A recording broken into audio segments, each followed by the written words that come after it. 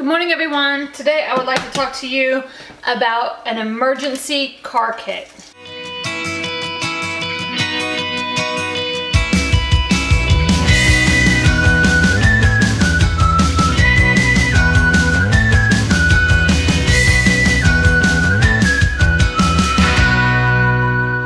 Now, an emergency kit is not something that you would normally think about with having kids, but I have found that is something that we need, and it's something that my husband had pointed out to me a couple of years ago with the birth of our first son. Here in the South, sometimes we have inclement weather. I know people laugh at the South because when it snows, the whole city shuts down. But what actually happens is that there is black ice that occurs underneath the snow.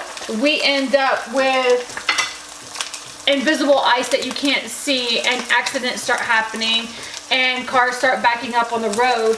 Well, maybe it was about 5 years ago, there was a big accident with some semis that had slipped on the ice, and it had blocked the exits where people were going off, and people were actually stuck on overpasses and on the interstate for 24 and 48 hours. People were running out of gas in their vehicles. They had nothing to eat. This just sort of put us on high alert of what would we do in that situation. So what we've actually done now is we have stocked the car in a backpack that stays in the back all the time. We have some granola bars. We have some crackers.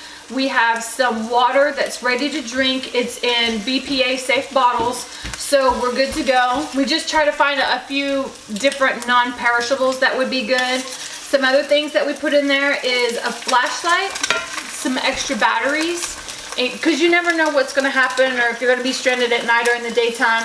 I know another time my vehicle was running just fine. Luckily, I didn't have the boys with me.